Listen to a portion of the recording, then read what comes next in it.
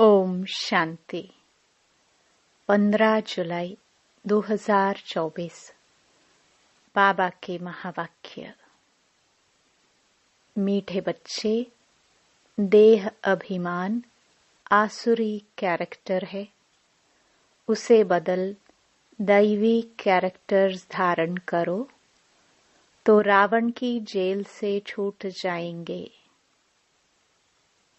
प्रश्न: हर एक आत्मा अपने पाप कर्मों की सजा कैसे भोगती है? उससे बचने का साधन क्या है? उत्तर: हर एक अपने पापों की सजा एक तो गर्भ जेल में भोगते हैं, दूसरा रावण की जेल में अनेक प्रकार के दुख उठाते हैं। बाबा आया है तुम बच्चों को इन जेलों से छुड़ाने। इनसे बचने के लिए सिविलाइज्ड बनो। ओम शांति। ड्रामा के प्लान अनुसार बाप बैठ समझाते हैं।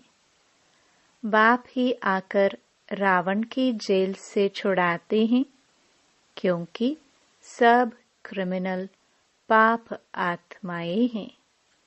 सारी दुनिया के मनुष्य मात्र क्रिमिनल होने के कारण रावण की जेल में हैं। फिर जब शरीर छोड़ते हैं तो भी गर्भ जेल में जाते हैं। बाप आकर दोनों जेल से छुड़ाते हैं। फिर तुम आधा कल्प रावण की जेल में भी नहीं और गर्भ जेल में भी नहीं जाएंगे। तुम जानते हो, बाप धीरे धीरे पुरुषार्थ अनुसार हमें रावण की जेल से और गर्भ जेल से छुड़ाते रहते हैं। बाप बताते हैं तुम सब क्रिमिनल हो रावण राज्य में। फिर राम राज्य में सब सिविलाइज्ड होते हैं। कोई भी भूत की प्रवेशता नहीं होती है। देह का अहंकार आने से ही फिर और भूतों की प्रवेशता होती है। अब तुम बच्चों को पुरुषार्थ कर देही अभिमानी बनना है। जब ऐसे लक्ष्मी नारायण बन जाएंगे तब ही देवता कहलाएंगे। अभी तो तुम ब्राह्मण कहलाते हो।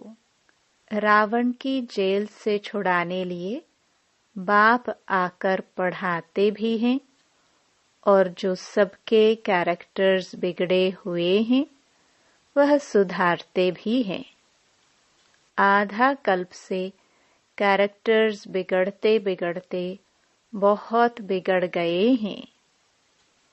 इस समय है तमो प्रधान कैरेक्टर्स। दैवी और आसुरी कैरेक्टर्स में बरोबर रात दिन का फर्क है। बाप समझाते हैं अब पुरुषार्थ कर अपना दैवी कैरेक्टर्स बनाना है, तब ही आसुरी कैरेक्टर से छूटते जाएंगे। आसुरी कैरेक्टर्स में देह अभिमान है नंबर 1। देही अभिमानी के कैरेक्टर्स कभी बिगड़ते नहीं हैं। सारा मदार कैरेक्टर्स पर है। देवताओं का कैरेक्टर कैसे बिगड़ता है?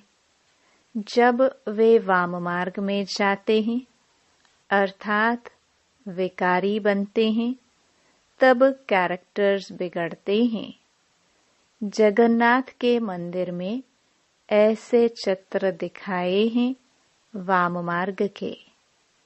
यह तो बहुत वर्षों का पुराना मंदिर है। ड्रेस आदि देवताओं की ही है। दिखाते हैं देवता वाम मार्ग में कैसे जाते हैं। पहली पहली क्रिमिनलिटी है ही यह। काम चिता पर चढ़ते हैं, फिर रंग बदलते बदलते बिल्कुल काले हो जाते हैं। पहले पहले गोल्डन एज में हैं, संपूर्ण गोरे, फिर 2 कला कम हो जाती है। त्रेता को स्वर्ग नहीं कहेंगे, वह है सेमी स्वर्ग। बाप ने समझाया है, रावण के आने से ही तुम्हारे ऊपर कट चढ़ना शुरू हुई है। पूरे क्रिमिनल अंत में बनते हो। अभी 100% क्रिमिनल कहेंगे। 100% वाइसलेस थे, फिर 100% विशियस बने। अब बाप कहते हैं, सुधरते जाओ। यह रावण का जेल बहुत बड़ा है। सबको क्रिमिनल ही कहेंगे, क्योंकि रावण के राज्य में है ना। राम राज्य और रावण राज्य का तो उनको पता ही नहीं है।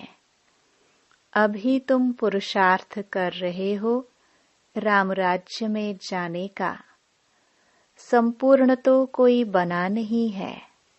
कोई फर्स्ट, कोई सेकंड, कोई थर्ड में है।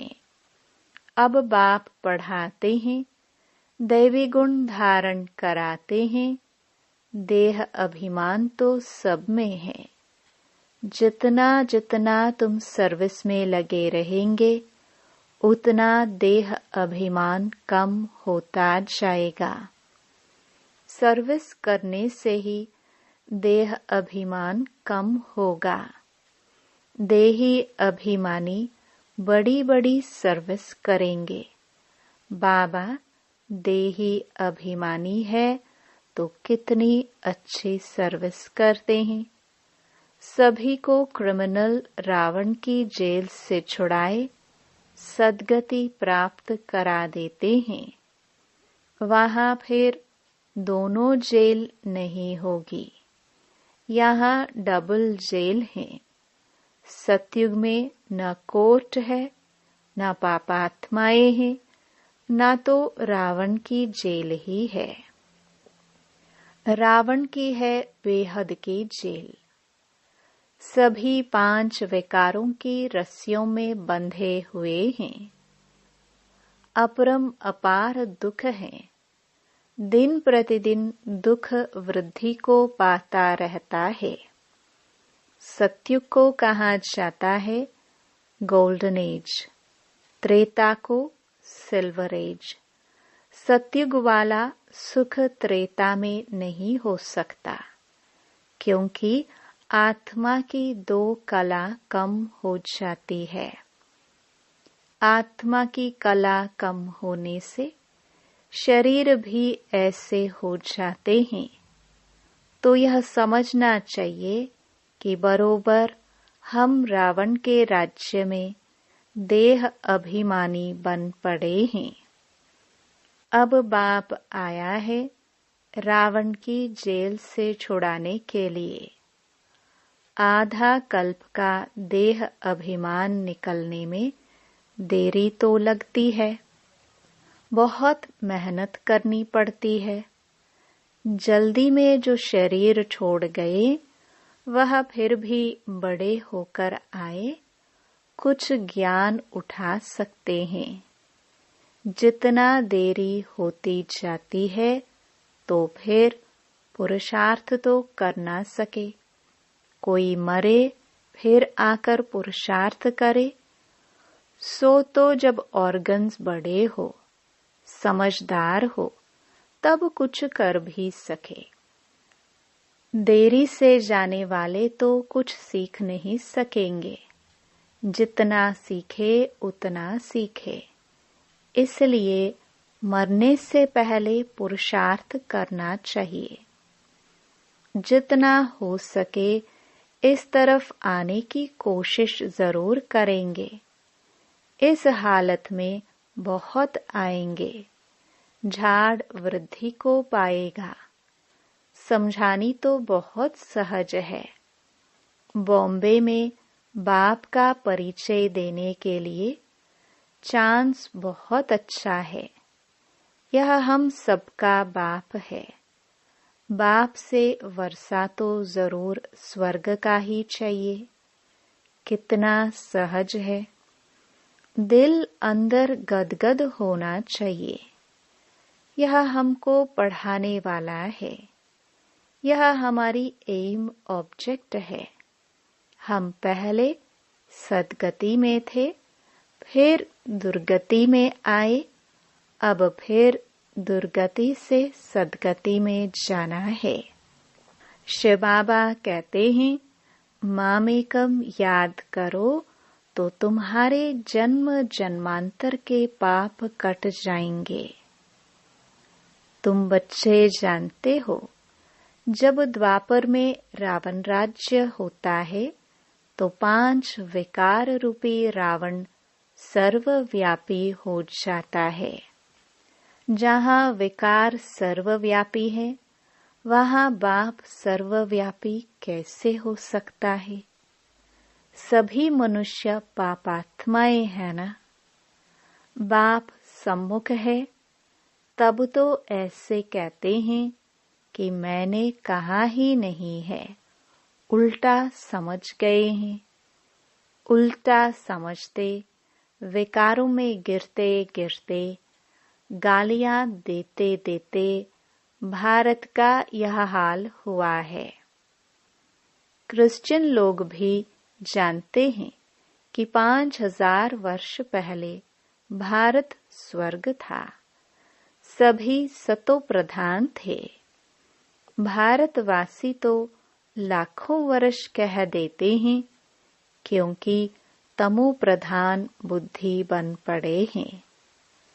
वह फिर न इतना ऊंच बने, न इतना नीच बने हैं। वह तो समझते हैं बरोबर स्वर्ग था। बाप कहते हैं, यह ठीक कहते हैं। 5000 वर्ष पहले भी मैं तुम बच्चों को रावण की जेल से छुड़ाने आया था। अब फिर छुड़ाने आया हूँ। आधा कल्प है राम राज्य, आधा कल्प है रावण राज्य। बच्चों को चांस मिलता है तो समझाना चाहिए। बाबा भी तुम बच्चों को समझाते हैं, बच्चे ऐसे ऐसे समझाओ। इतने अपरम अपार दुख क्यों हुए हैं? पहले तो अपरम अपार सुख थे, जब इन लक्ष्मी नारायण का राज्य था। यह सर्वगुण संपन्न थे। अब यह नॉलेज है ही नर से नारायण बनने की। पढ़ाई है, इनसे दैवी कैरेक्टर्स बनते हैं। इस समय रावण के राज्य में सभी के कैरेक्टर्स बिगड़े हुए हैं। सबके कैरेक्टर सुधारने वाला तो एक ही राम है। इस समय कितने धर्म हैं, मनुष्यों की कितनी वृद्धि होती रहती है। ऐसे ही वृद्धि होती रहेगी तो फिर खाना भी कहाँ से मिलेगा?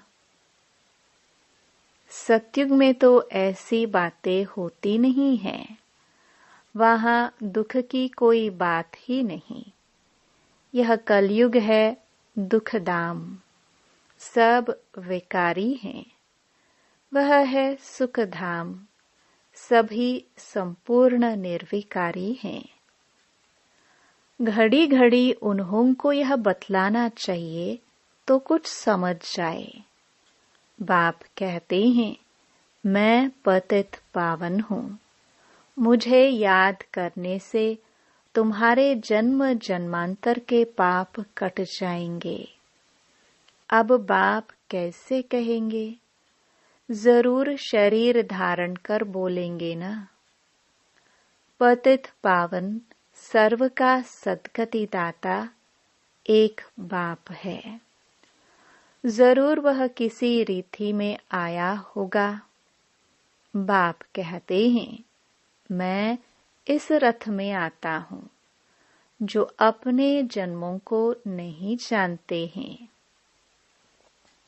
बाप समझाते हैं, यह 84 जन्मों का खेल है।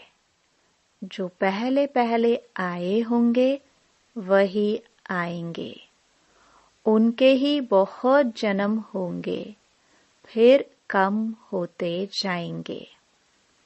सबसे पहले देवताएं आए। बाबा बच्चों को भाषण करना सिखलाते हैं। ऐसे ऐसे समझाना चाहिए। अच्छी रीति याद में रहेंगे।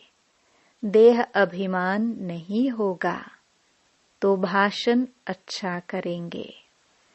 शिव बाबा देही अभिमानी है ना, कहते रहते हैं, बच्चे देही अभिमानी भव। कोई विकार न रहे, अंदर में कोई शैतानी न रहे। तुम्हें किसको भी दुख नहीं देना है, किसकी निंदा नहीं करनी है। तुम बच्चों को कभी भी सुनी अनसुनी बातों पर विश्वास नहीं करना चाहिए। बाप से पूछो, यह ऐसे कहते हैं, क्या सत्य है? बाबा बता देंगे। नहीं तो बहुत हैं जो झूठी बातें बनाने में देरी नहीं करते हैं। फलाने ने तुम्हारे लिए ऐसे ऐसे कहा, सुनाकर उनको ही खाक कर देंगे। बाबा जानते हैं ऐसे बहुत होता है। उल्टी सुल्टी बातें सुनाकर दिल को खराब कर देते हैं। इसलिए कभी भी झूठी बातें सुनकर अंदर में जलना नहीं चाहिए। पूछो, फलाने ने मेरे लिए ऐसे कहा है। अंदर सफाई होनी चाहिए। कई बच्चे सुनी सुनाई बातों पर भी आपस में दुश्मनी रख देते हैं। बाप मिला है तो बाप से पूछना चाहिए ना। ब्रह्मा बाबा पर भी बहुतों को विश्वास नहीं होता है। शिव बाबा को भी भूल जाते हैं। बाप तो आए हैं सबको ऊंच बनाने, प्यार से उठाते रहते हैं। ईश्वरीय मत लेनी चाहिए। निश्चय ही नहीं होगा तो पूछेंगे ही नहीं, तो रिस्पॉन्ड भी नहीं मिलेगा। बाप जो समझाते हैं उसको धारण करना चाहिए। तुम बच्चे श्रीमत पर विश्व में शांति स्थापन करने के निमित्त बने हो।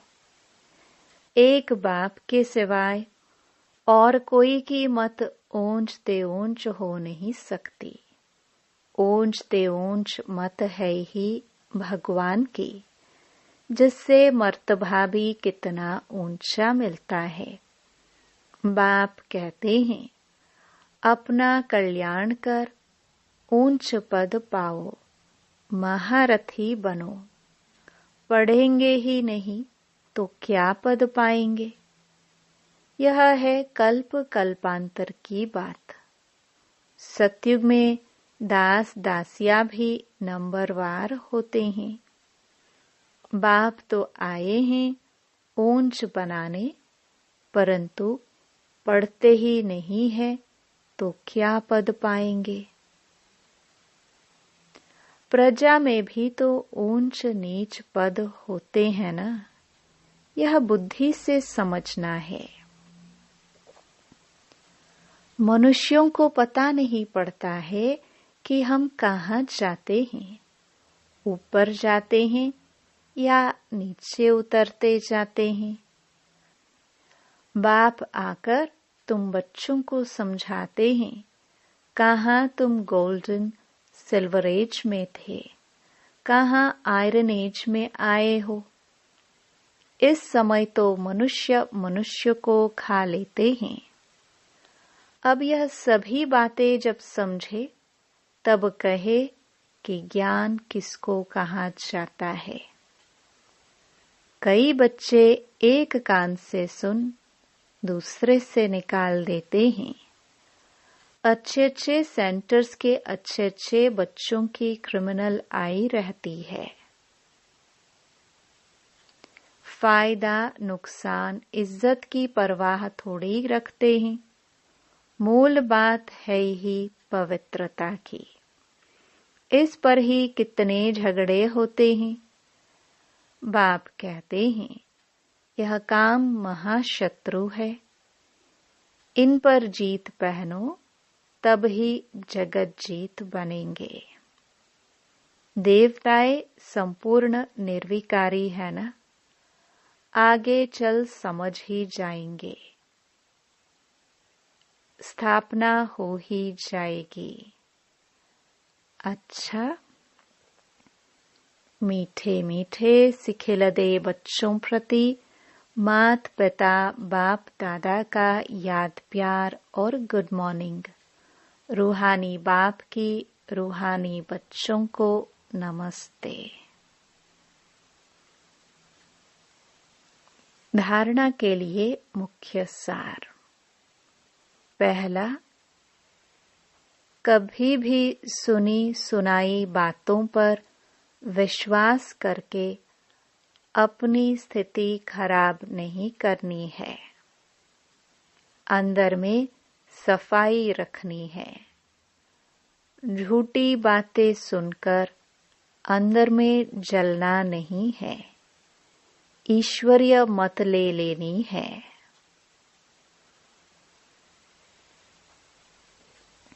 दूसरा, देही अभिमानी बनने का पूरा पुरुषार्थ करना है। किसी की भी निंदा नहीं करनी है। फायदा नुकसान और इज्जत को ध्यान में रखते हुए क्रिमिनल आई को खत्म करना है। बाप जो सुनाते हैं उसे एक कान से सुनकर दूसरे से निकालना नहीं है। वरदान। त्रिकालदर्शी की सीट पर सेट हो हर कर्म करने वाले शक्तिशाली आत्मा भव। जो बच्चे त्रिकालदर्शी की सीट पर सेट होकर हर समय हर कर्म करते हैं, वो जानते हैं कि बातें तो अनेक आनी हैं, होनी है, चाहे स्वयं द्वारा, चाहे औरों द्वारा, चाहे माया व प्रकृति द्वारा। सब प्रकार से परिस्थितियां तो आएंगी, आनी ही है, लेकिन स्वस्थिति शक्तिशाली है तो परिस्थिति उसके आगे कुछ भी नहीं है। सिर्फ हर कर्म करने के पहले उसके आदि मध्य अंत तीनों काल चेक करके समझ करके फिर कुछ भी करो तो शक्तिशाली बन परिस्थितियों को पार कर लेंगे। स्लोगन। सर्व शक्तियां व ज्ञान संपन्न बनना ही संगम युग की प्रारब्ध है। ओम शांति।